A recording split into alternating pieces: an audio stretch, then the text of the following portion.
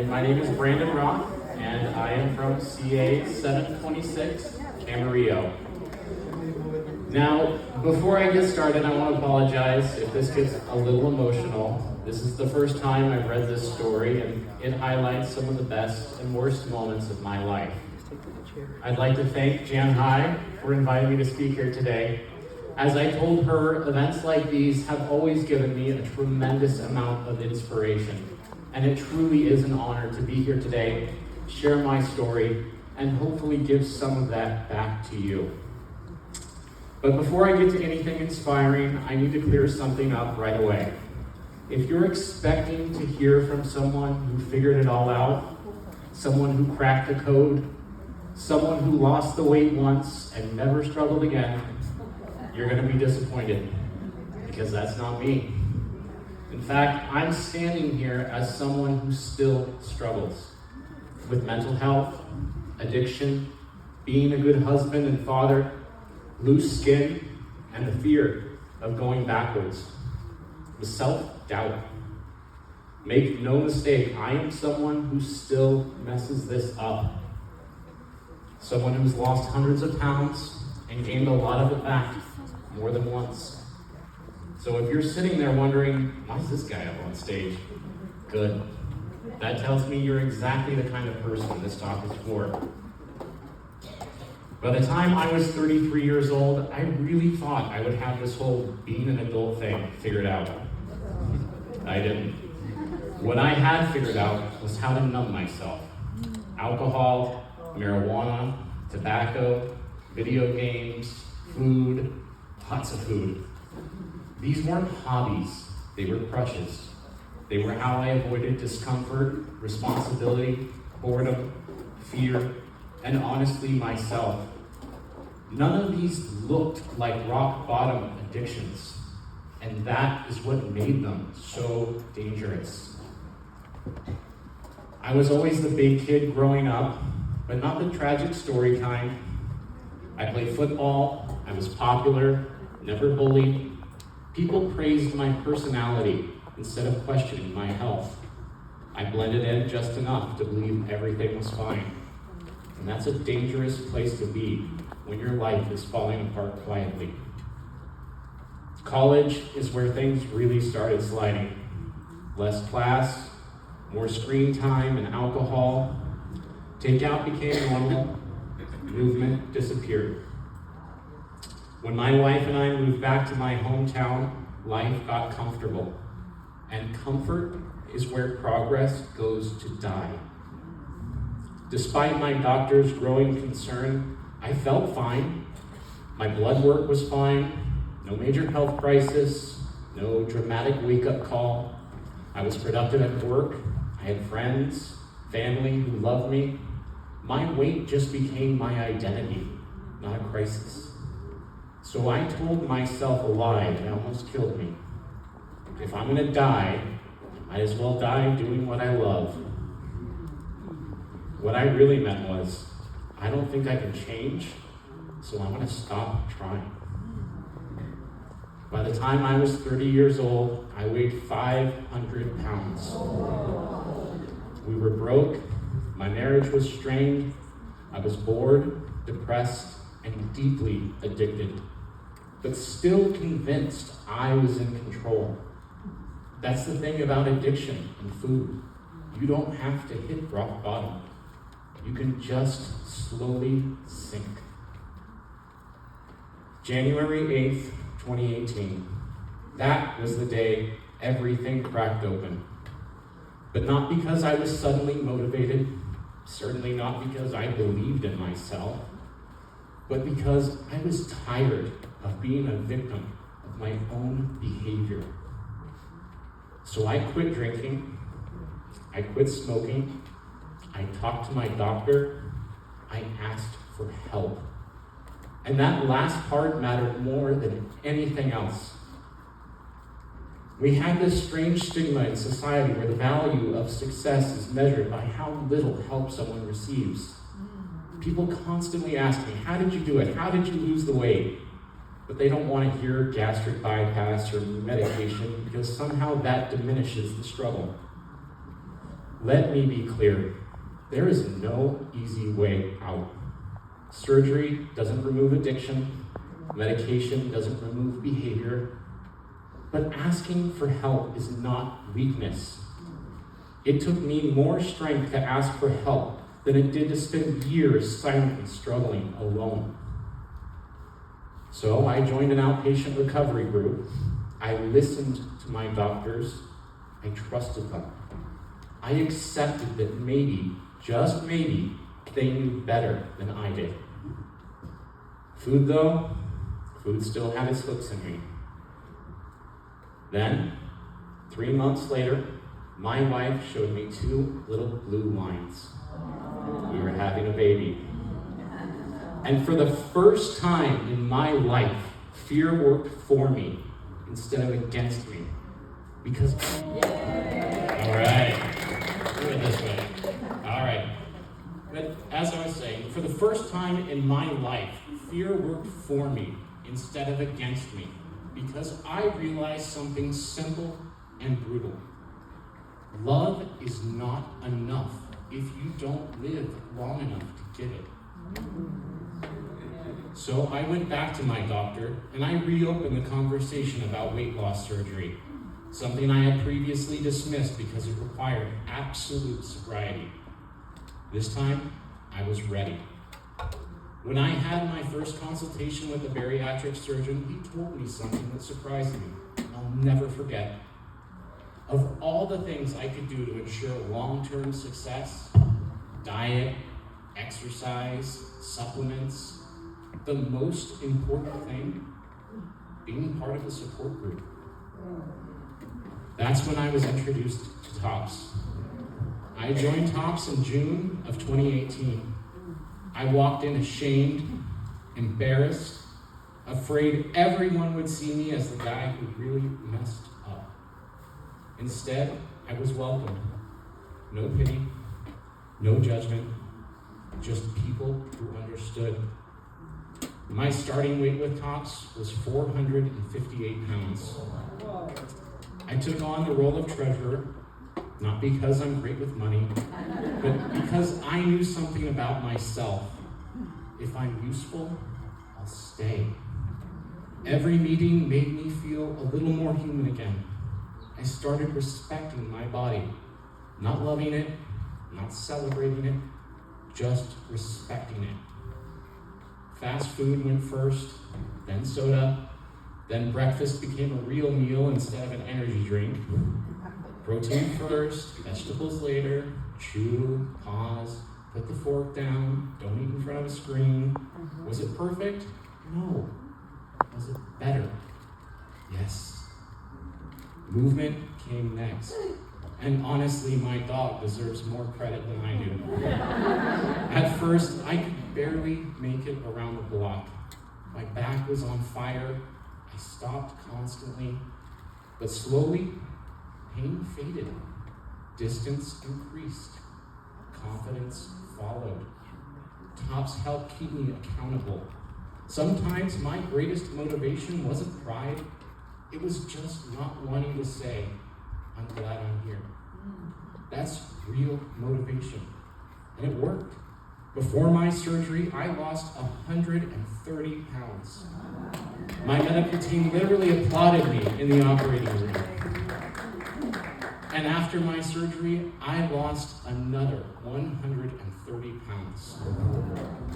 And yes, my life changed. I became a father. I reconnected with hobbies. I found a new career. I was wearing pants with buttons again. I shopped in stores that didn't have big and tall in their name. I did things I never thought I could do. I won area, state, and international awards. For a while, it looked like the perfect success story. And then, reality. Life happened, COVID happened, stress happened. I started drinking again. I told myself I could control it this time. I'd already proven I can change, right? Old habits slipped back in quietly. patiently, without drama, and I didn't draw a line in the sand when I should have. I pushed it back. I avoided mirrors. I avoided honesty. And shame? Shame doesn't motivate change. Shame motivates hiding. And while still attending tops, I gained 130 pounds. Let that sink in. But I didn't quit. I didn't disappear. I didn't stop going to meetings. Those words my bariatric surgeon told me were still with me. As long as I stayed, I hadn't fully given up. So I stayed, and I still gained. And that's where I need to say something important. If your idea of success is someone who never falls, you don't need motivation. You need honesty. I want to say this out loud because I know some of you might be thinking it. How can you motivate anyone if you're still struggling? And here's my answer. Because struggling is the job. I don't inspire people by pretending this is easy. I inspire people by staying in the room when it isn't, showing up when it's hardest, doing the work when no one else notices. And TOPS didn't save my life because it made me perfect. It saved my life because it gave me somewhere to come back to. There's a specific kind of heartbreak that comes with regain, and it sounds like this. How did I let this happen? But for me, it was more than just a number or a thought. It was a number. I stepped on the scale one morning and saw the same weight I was at the day I had my surgery. The same number. After everything. After the operating room, after the awards, after the applause, after telling people I changed my life, I just stood there. It didn't feel dramatic. It felt quiet. Like something inside me cracked without making a sound. It wasn't just weight. It was the realization that I had undone years of work. The devastation wasn't just about how I looked.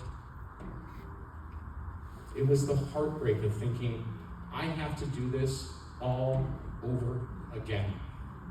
Every walk, every meal, every hard conversation, every ounce of discipline, all over again.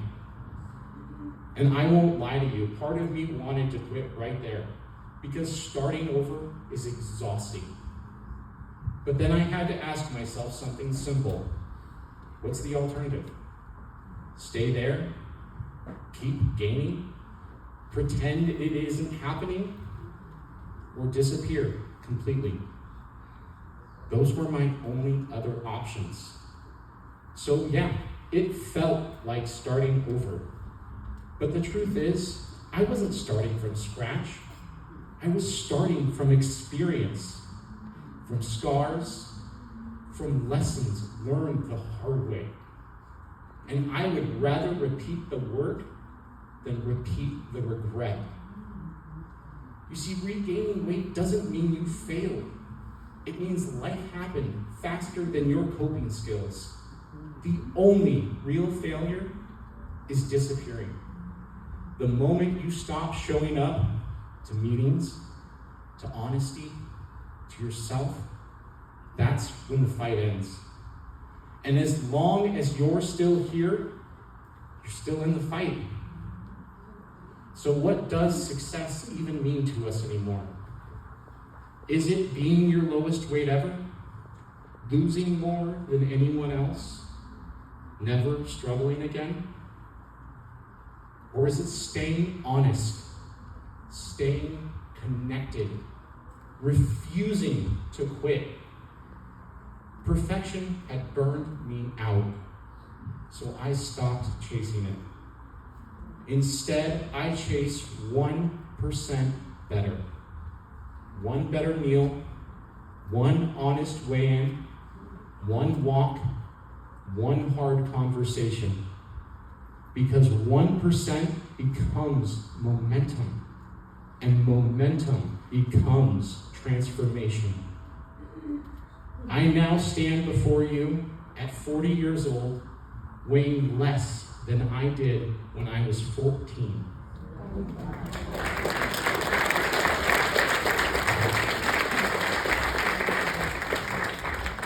And not because I did it perfectly, not because I never fell, but because I stayed. And I've learned a few things along the way. So now I would like to share with you my 5 most cherished lessons in weight management. Number 1, be honest and accept help. Lying to myself almost killed me. It took me years to realize I wasn't fooling anyone, least of all my waistband. The truth is, being honest with yourself is hard.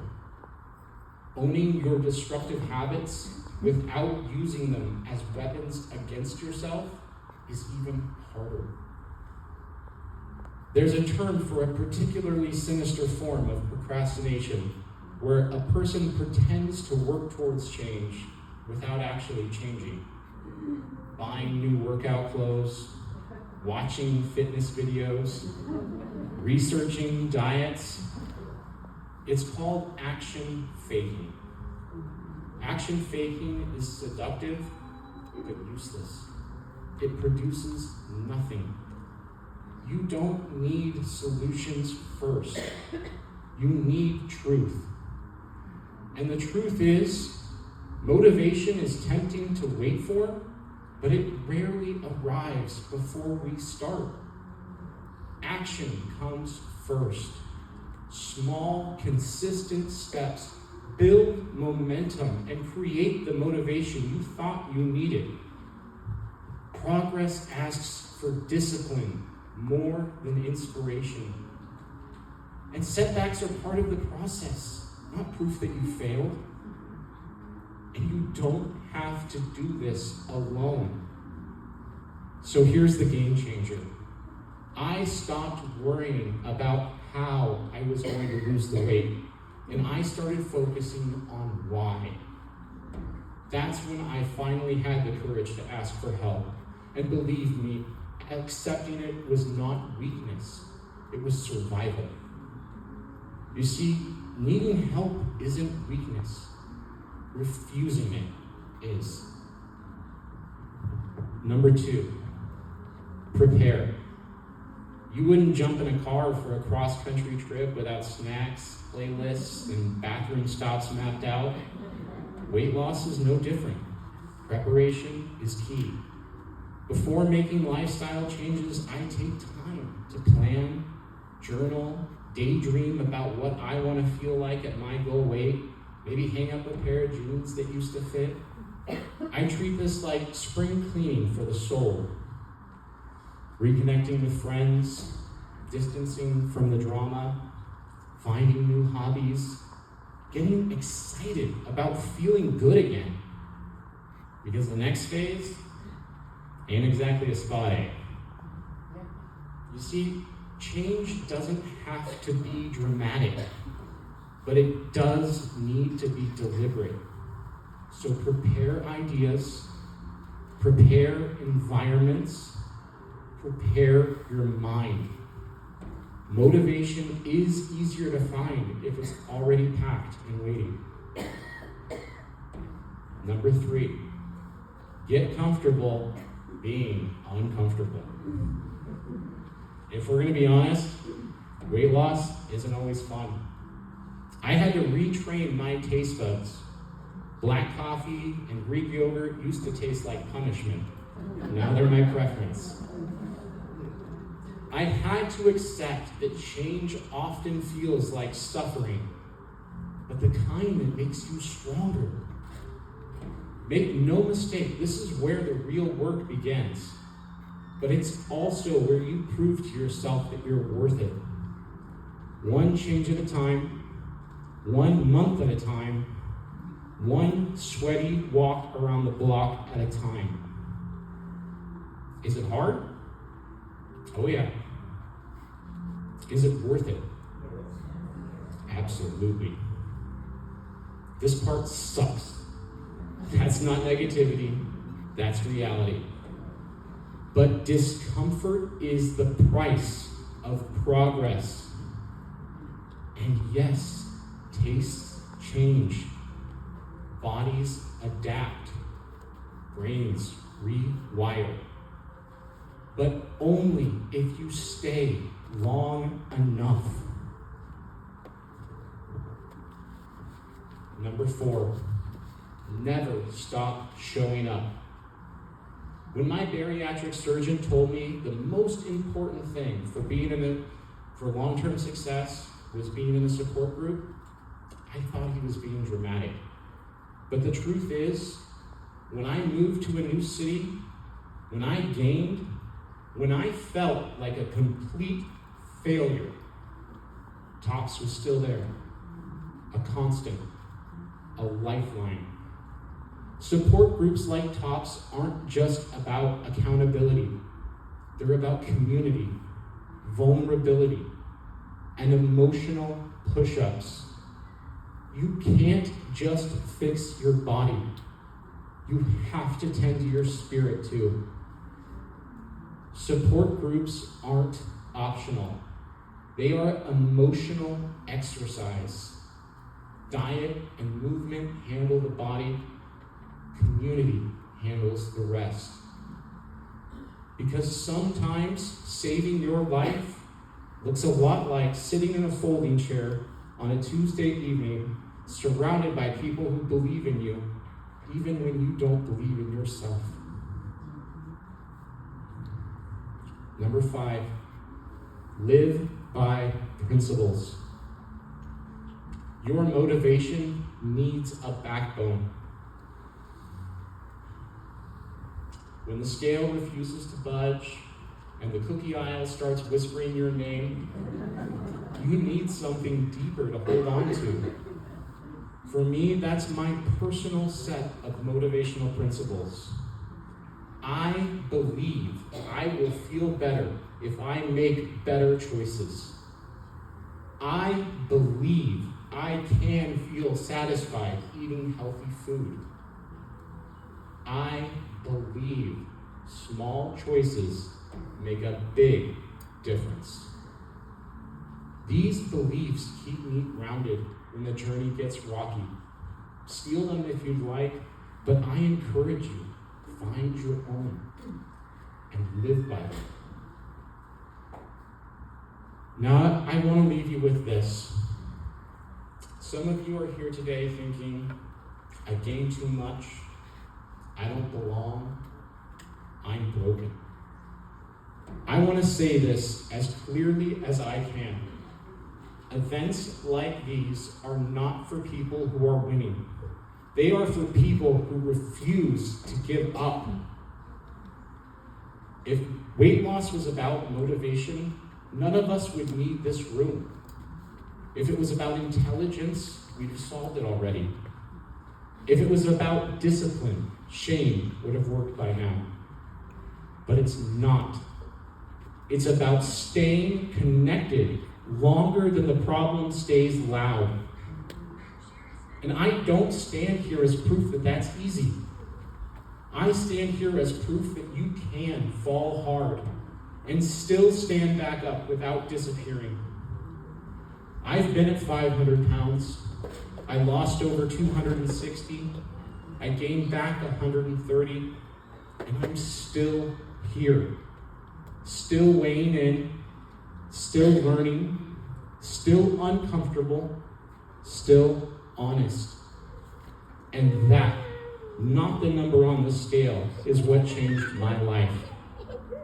So if all you do after today is you come back next week, you step on that scale, even if you're scared, you tell the truth, even if your voice shakes, you choose one better decision instead of 10 perfect ones, then this speech did its job. Because this was never about perfection. It was never about who lost the most.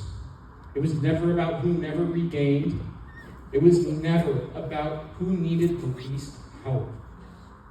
It is about celebrating each and every one of you who refuses to allow themselves to disappear. I've fallen hard. I've embarrassed myself. I've regained weight I swore I would never see again. And here I am. Not because I'm special, not because I'm strong all the time, but because I stayed.